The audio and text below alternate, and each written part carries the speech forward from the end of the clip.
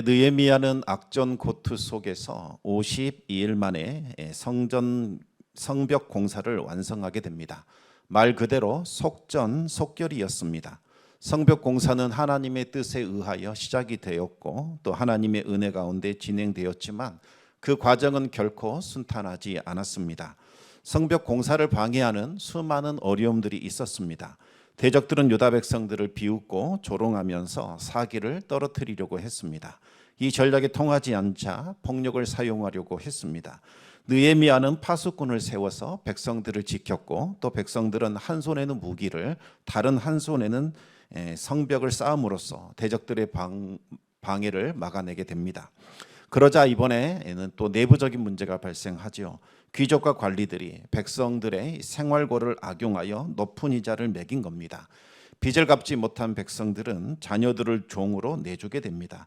이 소문을 들은 느헤미야는 총회를 소집한 후에 형제들을 꾸짖었습니다. 그들은 죄를 인정했고 이자를 받지 않고 양식과 돈을 빌려줬고 또 담보로 잡았던 물건들과 이자들을 다시 돌려줬습니다. 또 종으로 삼았던 백성들의 자녀들을 풀어 해방시켰습니다.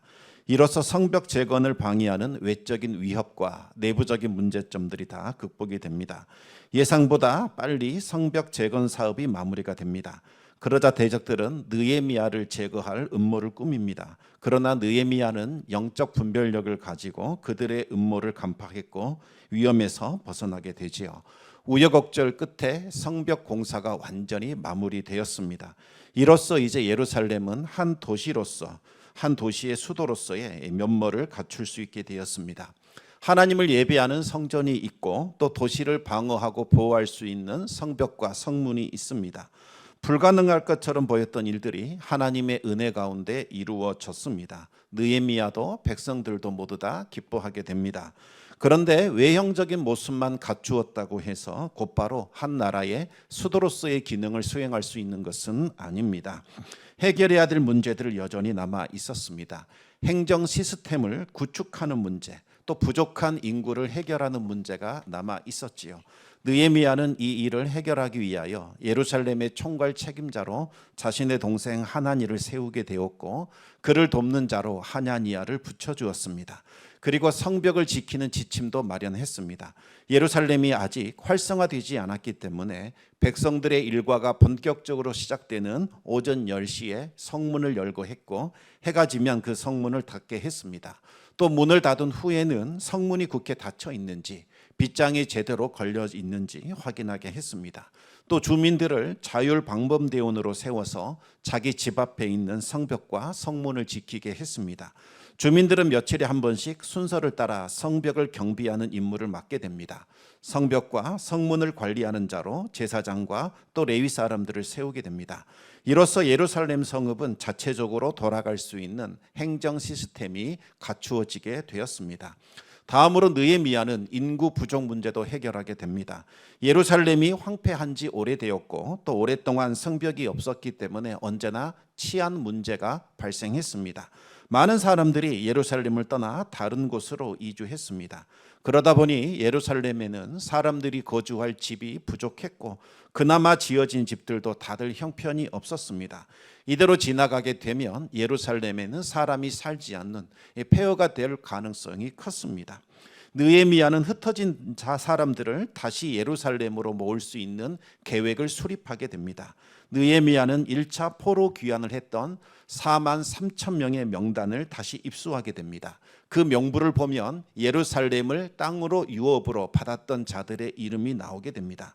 느헤미야는 그 명부를 토대로 해서 그의 후손들이 여전히 예루살렘에 남아 있는지 아니면 다른 곳으로 이주했는지를 조사했습니다.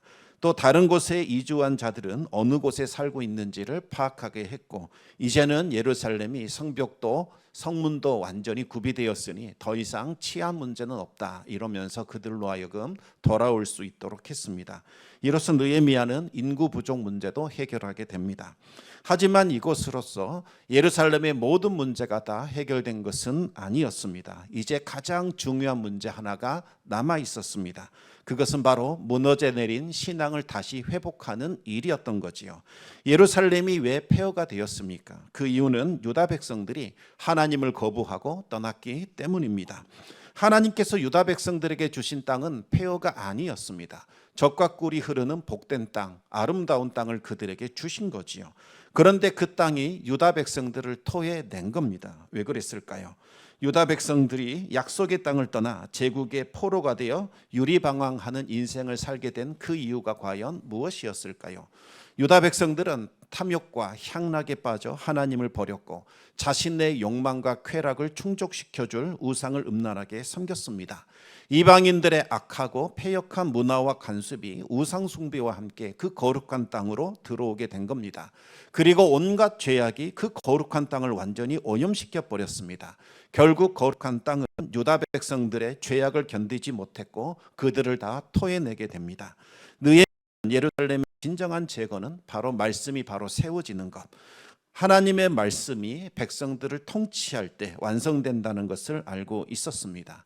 이제 해야 할 일은 유다 백성들의 심령에 하나님의 말씀을 새기는 작업, 바로 그것이었습니다. 그런데 백성들에게 말씀을 가르치는 일은 느헤미야의 몫이 아닙니다. 느헤미야가 받은 사명은 말씀을 가르칠 수 있는 환경과 여건을 만드는 것, 바로 그것이었지요.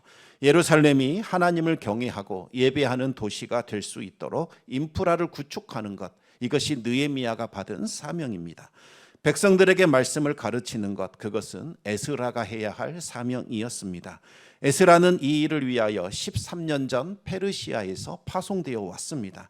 그래서 율법학자요 제사장이었던 에스라가 한동안 등장하지 않고 있다가 오늘 본문에 다시 등장하여 바톤을 넘겨받게 됩니다. 에스라에 대해서 간략하게 다시 한번 말씀을 드리겠습니다. 먼저 바벨론에서 다시 돌아오는 포로 귀환이 3번에 걸쳐 이루어지죠. 첫 번째 포로 귀환은 스룹바벨이 주도하게 됩니다. 스룹바벨은 5만 명의 사람들을 이끌고 예루살렘에 왔습니다. 스룹바벨이 한 일은 폐허가 되어버린 예루살렘, 그 땅에 하나님의 성전을 짓고 또 사람들이 거주할 수 있는 삶의 터전을 일구는 것, 그것이었습니다. 두 번째 포로 귀환은 에스라가 주도하게 됩니다. 1차 귀환으로부터 80년이 지난 시점에 에스라가 5천 명을 이끌고 예루살렘에 오게 됩니다. 에스라는 유다 백성들에게 하나님의 말씀을 가르쳤습니다. 당시 유다 백성들은 이방 민족과 완전히 뒤섞여서 죄에 물들어 있는 상태였습니다. 여호시수아 시대 때 쫓아냈던 이 가나안 원주민들이나 거의 다를 바가 없는 그와 같은 상황이었던 거죠. 에스라는 과감하게 종교개혁을 실시하게 됩니다. 하나님의 말씀을 가르쳤고 하나님을 경외하게 했습니다. 이방인 가문과 혼인을 맺은 사람들, 그들을 조사해요. 그들을 신문하기 시작합니다. 이방신들을 버리고 너는 하나님만을 섬길 것이냐, 하나님 앞에 맹세하게 했습니다. 그렇게 하겠다라고 맹세하면 그 이방 사람들을 다 개종시켜서 유다 백성으로 받아줬습니다. 그러나 나는 그럴 수 없다. 나는 하나님만 섬길 수 없다. 내가 가져온 이방 우상들 여전히 섬기겠다 하는 자들은 결국 추방시켜 유대 공동체에 들어올 수 없도록 만들었습니다. 이와 같은 종교개혁을 통하여 유다 백성들의 신앙은 다시 회복이 됩니다. 그리고 세 번째 귀환은 바로 우리가 알고 있는 느헤미야에게 의해서 이루어지게 됩니다. 2차 귀환으로부터 13년 후에 일어나게 되지요. 에스라 이후에 영적 회복이 시작이 되긴 했지만 예루살렘에 성벽과 성문이 없었기 때문에 치안이 너무나 불안했습니다. 이방인들의 침략과 약탈을 견디지 못한 많은 사람들이 예루살렘을 떠나 다른 곳으로 이주했습니다. 느헤미야는 예루살렘이 수도로서의 기능을 수행할 수 있도록 인프라를 구축하는 일을 맡았던 거지요. 그러면 에스라는 이 자신이 13년 전 종교 개혁을 완수한 이후에 이 13년 동안 무엇을 하고 있었던 걸까요? 어떤 사람들은 느헤미야가 종교 개혁을 완수하고 페르시아 제국의 부름을 받아서 다시 귀국했다, 귀환했다 이렇게 주장하기도 합니다. 그런데 이것은 추측에 불과합니다. 대다수 학자들은 에스라가 자신을 드러내지 않고 묵묵하게 13년 동안 백성들에게 율법을 가르치고 양육하는 일을 했을 것이다, 그렇게 추정을 합니다. 여러분, 한 번의 종교개혁을 통해서 사람이 완전히 변화될 수 있을까요? 그렇지 않습니다. 한 번 은혜 받았다고 평생 변하면 얼마나 좋겠습니까? 꾸준히 하나님의 말씀을 들어야 합니다. 날마다 나 자신을 쳐서 말씀 앞에 복종시켜야 합니다. 그리고 날마다 하나님의 말씀으로, 그리고 십자가에 내 자신을 내어 다는 그와 같은 철저한 자기 희생과 자기 부인이 있어야만 합니다. 그렇게 하려면 율법을 가르칠 수 있는 전문가가 반드시 필요하지요. 에스라 혼자서 백성들에게 다 율법을 가르칠 수는 없는 노릇이었습니다. 서로 짐을 나누어야 합니다. 그래서 에스라는 제사장들과 레위인들에게 하나님의 말씀을 가르치고 양육하는 일, 이 일에 전념을 했던 겁니다. 그리고 양육받은 자들이 또 백성들에게 말씀을 가르치고 또 훈련시키고 양육을 했던 거지요. 이와 같은 이 사역은 당장 눈에 드러나는 어떤 성과를 보여주는 것은 아닙니다. 하지만 반드시 해야 하는 필수적인 사역이었던 거지요. 그래서 에스라는 자신의 이름을 드러내지 않고 묵묵하게 다음 세대를 이끌어갈 수 있는 지도자 양성하는 데에 전념을 했던 겁니다. 때가 되면 반드시 결실을 거둘 것을 확신하면서 자신에게 주어진 그 일에 최선을 다했던 겁니다. 하나님의 때가 되면 모든 것이 아름답게 변할 것이다 라는 것을 믿었던 겁니다. 우리도 역시 이와 같은 믿음이 필요합니다. 지금 당장 씨를 뿌린다고 해서 내일 그것이 풍성한 결실과 소출로 이어지는 것 아닙니다. 그러나 울며 씨를 뿌리는 이 고된 작업이 있어야 추수 때에 기쁨으로 단을 거두게 되지요. 우리는 이와 같은 일을 계속해서 감당해야 합니다. 지금 당장 어떠한 숫자가 늘어나거나 당장의 부흥이 일어나지 않는다 할지라도 끊임없이 다음 세대를 위해서 기도해야 하고 그들을 가르치는 일들에 전념시켜야 합니다. 또한 하나님의 말씀을 맡은 자들이 그 말씀에 전념할 수 있도록 그들을 도와주고 또 생계를 책임져주고 그들이 공부에 집중할 수 있도록 돕는 일을 해줘야 하는 거지요. 우리 함께 고린도전서 15장 57절 58절 말씀을 같이 한번 읽어보겠습니다. 우리 주 예수 그리스도로 말미암아 우리에게 승리를 주시는 하나님께 감사하노니 그러므로 내 사랑하는 형제들아 견실하며 흔들리지 말고 항상 주의 일에 더욱 힘쓰는 자들이 되라. 이는 너희 수고가 주 안에서 헛되지 않은 줄 알미라. 아멘. 우리 성도들은 어떤 사람들입니까? 예수 그리스도의 승리, 그것을 나의 것으로 덧입는 사람들입니다. 하나님은 이미 우리에게 승리를 주셨습니다. 하나님 안에서 하는 모든 수고는 헛되지 않을 겁니다. 반드시 결실하게 될 것이요 풍성한 은혜로 돌아오게 될 겁니다. 우리가 이것을 믿고 확신할 수 있어야 합니다. 그래서 지금 우리가 맡고 있는 이 일들, 비록 당장에는 화려하거나 어떤 결실을 거두지 않는다 할지라도 최후의 승리를 거둘 것이라는 것을 믿고 우리에게 맡겨진 일에 최선을 다하며 이 일에 전심전력할 수 있어야 합니다. 그런데 마침내 그때가 찾아온 겁니다. 13년간 에스라가 뿌렸던 그 씨앗이 이제 자라나기 시작했고 결실을 거두기 시작을 합니다. 성벽 공사가 완공되었고 행정 시스템이 갖춰졌고 예루살렘 밖으로 이주했던 사람들이 다시 예루살렘으로 돌아왔습니다. 허름하고 부실한 집들이 정비가 되었던 거죠. 그러자 백성들의 마음에 다시 하나님을 찾고자 하는 열망이 생겨나기 시작을 했습니다. 하나님을 찾고자 하는 그 열망은 느헤미야가 설득해서 된 것이 아니었습니다. 에스라의 오랜 노력과 그 열정이 마침내 결실을 거둔 그 결과였던 겁니다. 우리 함께 느헤미야 8장 1절에서 3절까지 말씀을 같이 읽어보겠습니다. 이스라엘 자손이 자기들의 성읍에 거주하였더니 일곱째 달에 이르러 모든 백성이 일제히 수문 앞 광장에 모여 학사 에스라에게 여호와께서 이스라엘에게 명령하신 모세에게 율법책을 가져오기를 청하매 일곱째 달 초하루에 제사장 에스라가 율법책을 가지고 회중 앞 곧 남자나 여자나 알아들을 만한 모든 사람 앞에 이르러 수문 앞 광장에서 새벽부터 정오까지 남자나 여자나 알아들을 만한 모든 사람 앞에서 읽음에 뭇 백성이 그 율법책에 귀를 기울였는데. 아멘. 여기서 일곱째 달은 아주 특별한 의미가 있는 날입니다.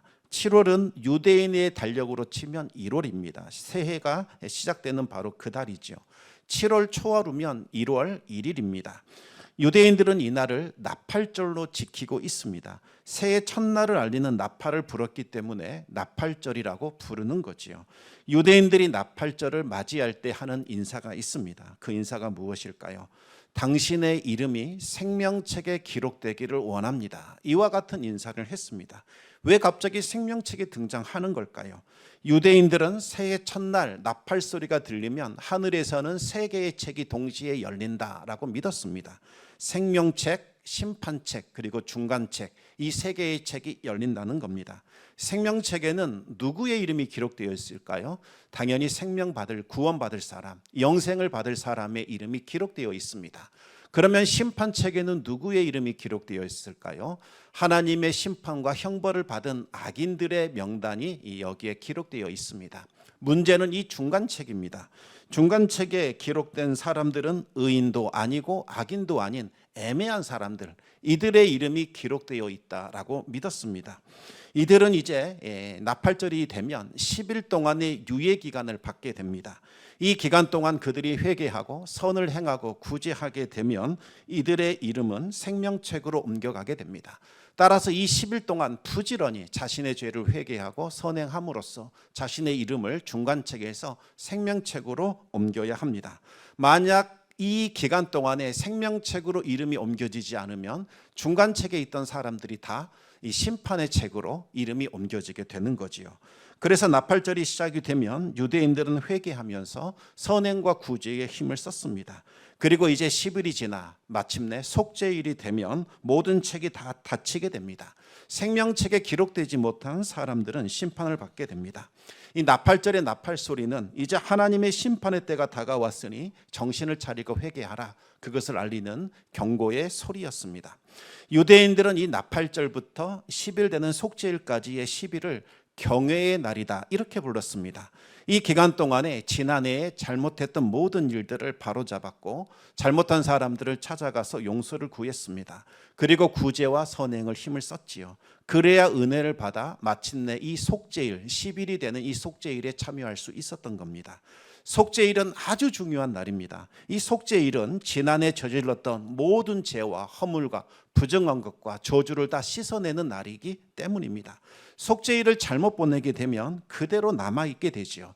그렇게 되면 새롭게 부어주실 하나님의 은혜를 기대할 수 없게 됩니다.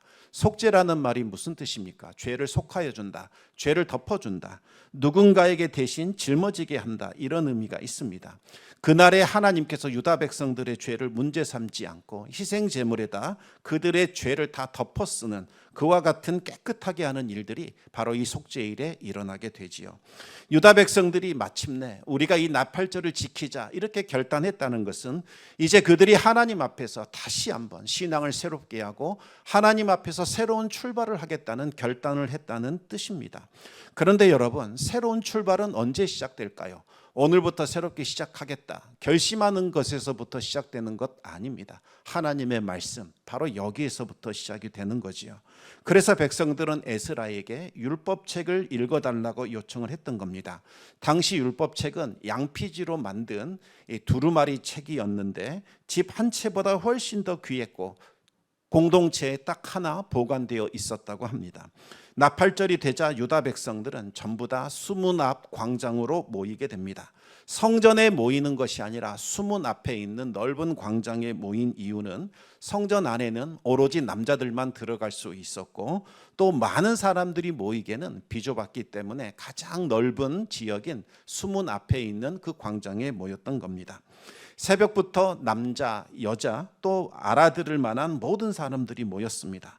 이와 같은 일은 이스라엘 역사상 유례를 찾아볼 수 없는 그와 같은 일입니다. 모든 백성들이 말씀을 사모하여 한마음 한뜻으로 모였다. 이것은 이제 전무후무한 대부흥이 일어난다는 것을 암시하는 겁니다. 에스라는 회중 앞에서 율법을 낭독했는데 새벽 6시부터 낮 12시 총 6시간 동안 낭독을 했습니다. 3절을 보시면 모든 사람들이 말씀을 경청했다, 이렇게 나옵니다. 6시간이나 계속해서 말씀을 읽고 듣고 또 설교를 들었는데도 불구하고 사람들은 집중력이 흐려지지 않았고 전혀 지루해하지 않았다는 뜻입니다. 백성들은 진심으로 율법 배우기를 원했고 또 말씀을 가르치나 배우는 자나 모두 다 한마음 한뜻으로 전심전력했다는 의미입니다. 에스라는 특별히 제작된 높은 나무 강단 위에 서 있었고 13명의 조력자들이 옆에 같이 나란히 서 있었습니다. 에스라를 중심으로 오른쪽에는 6명, 왼쪽에는 7명이 서 있었습니다.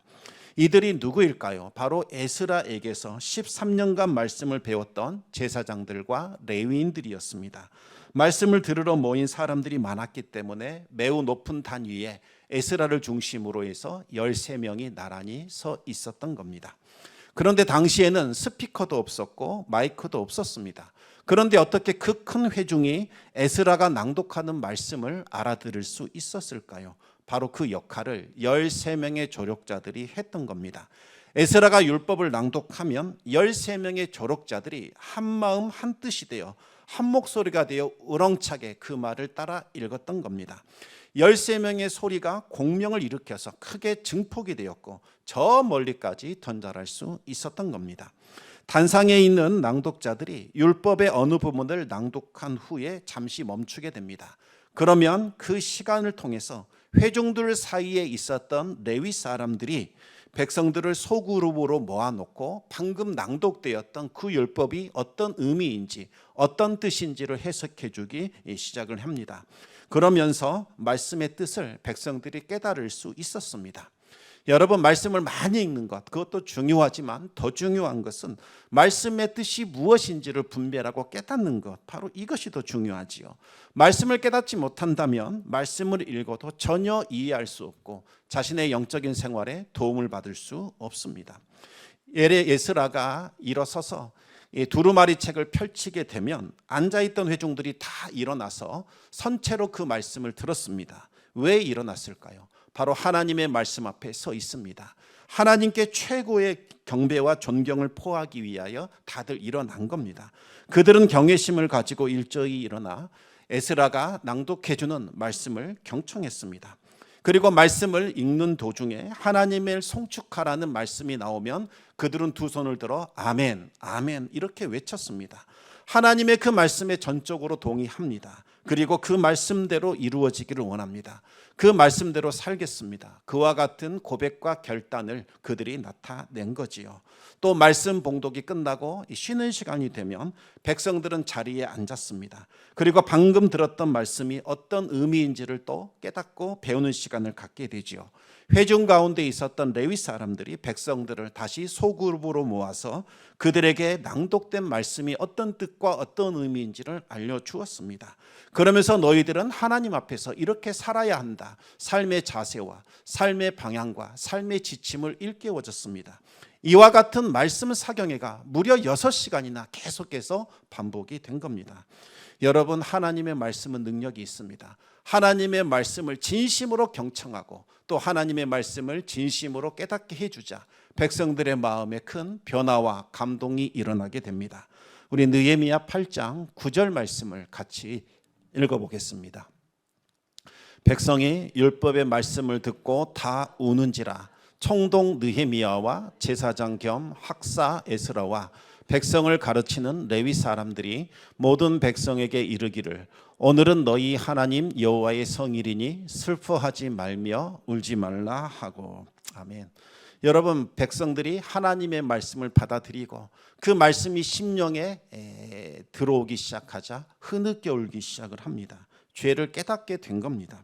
몇몇 백성들만 그런 것이 아니지요. 모든 백성들이 다 울며 통회 자복하기 시작을 한 겁니다. 그동안에는 죄를 죄로 인식하지 못했습니다. 다들 그렇게 사는데 뭐 유별나게 그렇게 살 필요가 있나, 이런 생각. 하나님의 말씀을 전해도 마음속에 거부감이 있었습니다. 그런데 말씀의 빛이 그들의 심령을 비추고 그들 안에 감춰졌던 죄를 들춰내고 폭로하고 책망하기 시작하자 죄를 죄로 인식하기 시작을 한 겁니다. 하나님의 뜻대로 살지 못했던 나의 부족한 모습, 하나님을 기쁘게 하지 못했던 나의 연약한 모습, 그들이 깨닫고 가슴을 치며 울기 시작을 했던 거지요. 여러분, 오늘날에도 이와 같은 말씀의 역사가 다시 나타나야 합니다. 말씀이 우리의 심령을 비추고 우리의 죄를 들춰내야 합니다. 어찌할꼬 하는 통회 자복이 일어나야 합니다. 그때는 가능했고 지금은 불가능하다. 그렇지 않습니다. 그때나 지금이나 하나님의 말씀은 동일합니다. 무슨 차이가 있을까요? 어떠한 마음과 어떠한 자세로 하나님의 말씀을 듣느냐. 내가 하나님 말씀 앞에 일어서서 진정으로 경외하는 마음으로 나에게 들려주시는 하나님의 말씀으로 받아들이느냐 그렇지 않느냐, 이것이 결정하는 겁니다. 얼마나 많은 백성이 울었던지 느헤미야는 이제 그만 울라 그렇게 말을 합니다. 그러면서 이와 같은 말을 하지요. 느헤미야 8장 10절 말씀 우리 같이 읽어보겠습니다. 느헤미야가 또 그들에게 이르기를 너희는 가서 살진 것을 먹고 단 것을 마시되 준비하지 못한 자에게는 나누어 주라. 이날은 우리 주의 성일이니 근심하지 말라. 여호와로 인하여 기뻐하는 것이 너희의 힘이니라 하고.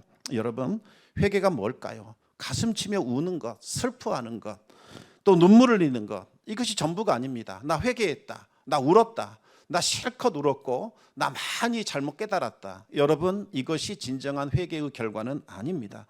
회개는 삶의 전환, 삶의 변화가 일어날 때에 비로소 회개가 완성되는 겁니다. 어둠을 향하여 걸어가던 사람이 죄를 깨달았습니다. 깨닫는 것이 중요한 것이 아니죠. 깨닫고 다시 방향을 돌이켜야 합니다. 빛을 향하여 나아가는 것, 이것이 회개인 것이죠. 방향을 바꾸고 그 길을 걸어갈 수 있을 때 회개가 일어난 겁니다. 진정한 회개는 반드시 이와 같은 방향 전환, 삶의 변화가 반드시 수반되어야 합니다. 죄악된 삶을 버려야 하고 빛과 진리를 향하여 나아갈 때에 진정한 회개가 임했다라고 말할 수 있는 거지요. 느헤미야가 말합니다. 너희가 이제 죄를 깨닫고 회개했다면 이제는 기쁨의 근원 되신 하나님께로 우리가 나아가자 촉구했습니다. 오늘은 하나님이 우리와 함께 하시는 기쁜 날이다. 우리의 죄를 사하셨고 모든 죄와 허물을 씻어주셔서 우리에게는 큰 기쁨과 즐거움이 임했다. 이제 기뻐하자 말했습니다. 살진 음식을 먹고 단 것을 마시자 이렇게 말합니다. 혼자 먹고 마시지 말고 가난한 사람들, 미처 준비하지 못한 사람들과 함께 너희의 기쁨을 나누어라 그렇게 촉구했습니다. 그러자 그 자리는 순식간에 기쁨의 자리, 잔치의 자리로 변화되었습니다. 느헤미야 8장 12절 말씀 우리 같이 읽어보겠습니다. 모든 백성이 곧 가서 먹고 마시며 나누어 주고 크게 즐거워하니 이는 그들이 그 읽어 들려준 말을 밝히 알미라. 아멘. 여러분, 하나님의 말씀이 진정으로 임하는 곳에 이와 같은 일들이 일어나게 됩니다. 죄를 깨닫고 통에 자복하게 되죠. 그리고 진정한 회개가 일어난 후에는 기쁨이 차고 넘치게 됩니다. 이전에 알지 못했던 그 죄사함의 기쁨, 나를 짓누렸던 죄짐이 풀어지는 그 감격, 그 기쁨, 그리고 천국에 대한 소망과 하나님이 주신 위로와 기쁨이 차고 넘치게 됩니다. 그리하여 말씀 들은 이후에는 이 자리가 천국의 자리, 기쁨의 자리로 변하게 되는 거지요. 하나님의 말씀이 임하는 곳마다 천국의 기쁨과 즐거움이 임하게 됩니다. 우리의 믿음 생활을 우리가 다시 돌아봐야 합니다. 과연 우리가 말씀을 들었을 때에 우리 가슴을 찌르는 그와 같은 하나님의 책망의 말씀이 과연 들려오는가? 그 말씀 앞에 나는 가슴을 치며 통에 자복하며 하나님 앞에 회개하고 있는가? 그리고 삶을 변화시키고 삶을 돌이켜서 다시 빛과 생명 되시는 하나님께로 나아가는 그와 같은 결단의 모습, 삶의 변화의 모습이 나타나는가? 그리고 내가 가지고 있는 것들을 다른 사람과 함께 나누며 기쁨과 즐거움이 가득 찬 삶을 살아가고 있는가? 날마다 이것이 우리의 예배의 자리에서, 말씀을 듣는 자리에서 나타나야 하는 변화입니다. 하나님의 말씀은 우리의 상하고 지친 심령을 고치고 회복시키고 변화시킵니다. 절망 가운데 낙심하여 피곤하고 지쳤던 마음이 하나님의 말씀을 통하여 다시 살아나게 되고 고침받고 회복되는 일들이 일어나게 되지요. 살아나고 고침받고 회복되는 것, 이것을 우리는 부흥이라고 부르는 겁니다. 심령이 부흥되면 개인의 삶이 부흥되기 시작합니다. 그리고 가정이 부흥됩니다. 교회 공동체가 부흥되고 나라와 민족이 부흥되는 역사로 이어지게 됩니다. 말씀을 경청하고 그 말씀을 깨닫고 주신 말씀을 붙들고 우리가 삶의 자리에서 살아낼 때에 비로소 부흥의 역사가 시작이 되지요. 왜 하나님 나에게는 이와 같은 부흥이 없습니까? 왜 하나님의 말씀이 나에게 들려오는데 나에게 살아나고 고침받고 회복되는 그 부흥의 역사가 없는 이유가 무엇입니까? 여러분, 하나님 앞에서 우리가 바로 서 있는지, 하나님의 말씀을 경청하는지, 과연 그 말씀을 내 생명처럼 여기며 그 말씀 앞에 철저히 낮아지고 깨어지고 그 말씀을 붙들고 살아가고자 하는 그와 같은 회개와 결단의 모습이 나타나고 있는지 점검하셔야 합니다. 하나님의 말씀을 들으실 때에 두렵고 떨림으로 받으시기 바랍니다. 이스라엘 백성들이 일어나서 하나님의 말씀을 받으신 것처럼 여러분의 마음도 그와 같은 이 두려움과 경외함으로 하나님 말씀을 받으시기 바랍니다. 하나님의 말씀을 사모하는 심령으로 그 여러분의 심령과 가정과 교회와 나라 가운데 큰 부흥이 일어날 수 있기를 우리 주님의 이름으로 축원합니다. 이 시간 우리 같이 찬송 두 곡을 좀 불렀으면 좋겠는데요. 첫 번째는 주님의 시간에라는 찬송입니다. 하나님의 때가 있습니다. 에스라가 묵묵히 하나님의 말씀을 가르쳤고 자신을 드러내지 않았고 오로지 말씀 양육과 훈련에만 전념했습니다. 무려 23년간 이 일을 감당했지요. 그러자 하나님의 때에 하나님의 일이 나타났습니다. 우리도 오늘 뿌려야 할 씨가 있는 줄 압니다. 우리가 눈물로 최선을 다하여 우리에게 주어진 일들에 최선을 다할 때에 하나님의 때가 이르러 우리의 모든 상황이 아름답게 변화될 겁니다. 그때가 온다는 것을 반드시 기억하면서 우리 주어진 모든 상황 속에서 주님을 믿고 인내하는 그와 같은 고백드리며 우리 같이 찬송하시겠습니다.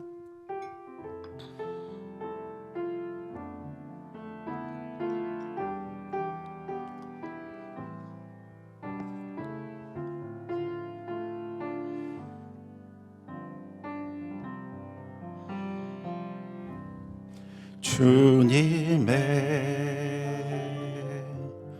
시간에 그의 뜻 이루어지리 기다려 하루하루 살 동안 주님 인도하시니 주 뜻 이룰 때까지 기다려 주님의 시간에 주님의 시간에 그의 뜻 이루어지리 기다려 하루하루 살 동안 주님 인도하시니 주 뜻 이룰 때까지 기다려 기다려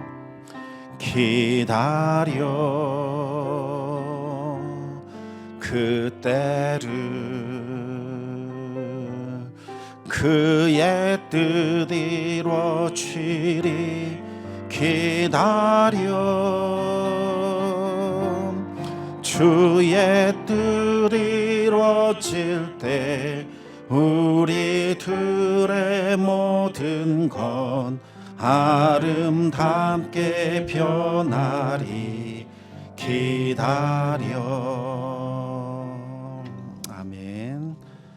주님께 마음을 돌이키는 것이 회개지요. 그리고 주님 앞에 나아가는 것, 이것이 믿음입니다. 그리고 주님 안에 거하고 주님이 주신 위로와 평안을 누리는 것, 이것이 바로 구원의 완성입니다. 주님께로 나아갑니다. 우리의 모든 연약함과 죄악과 모든 실수를 벗겨주시고 주님 안에서 새로운 시작과 출발 이루어지게 해주십시오 라는 고백으로 우리 주께 가오니 같이 찬송하겠습니다.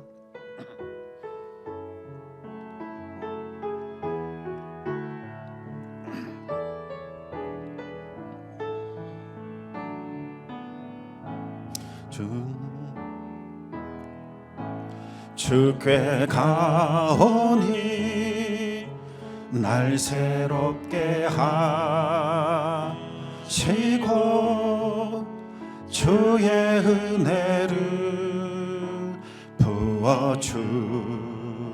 부어주소서.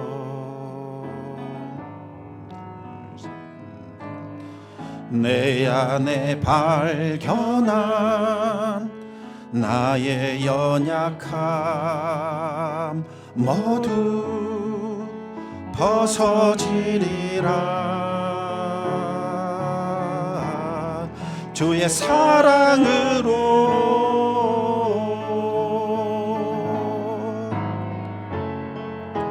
주 사랑 나를 붙드시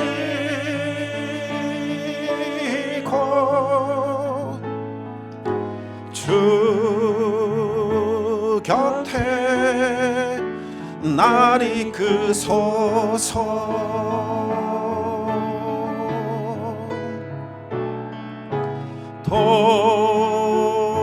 독수리 날개쳐 올라가듯 나 주님과 함께 일어나 걸으리. 주의 사랑 안에 주께 가오니 주께 가오니 날 새롭게 하시고 주의 은혜를 부어주소서.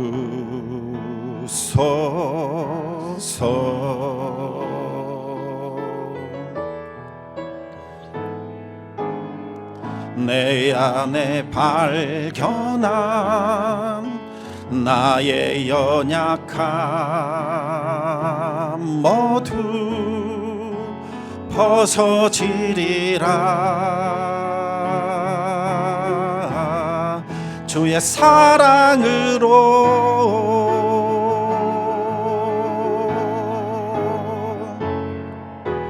주 사랑 나를 붙드시고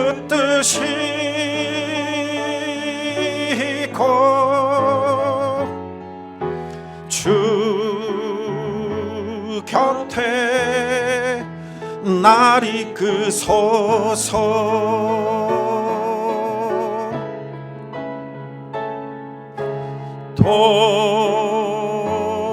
독수리 날개쳐 올라가듯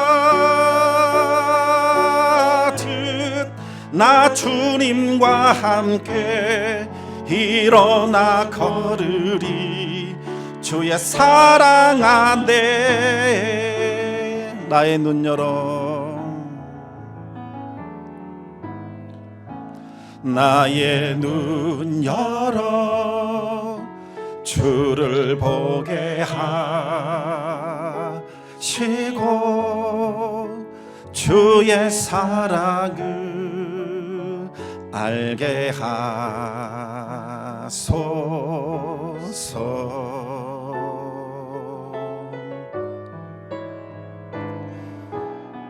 매일 나의 삶에 주 뜻 이루어지도록 새롭게 하소서. 주의 사랑으로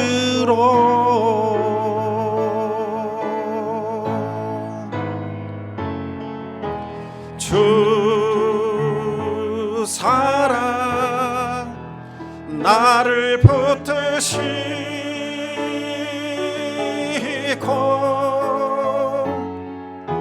주 곁에 날 이끄소서.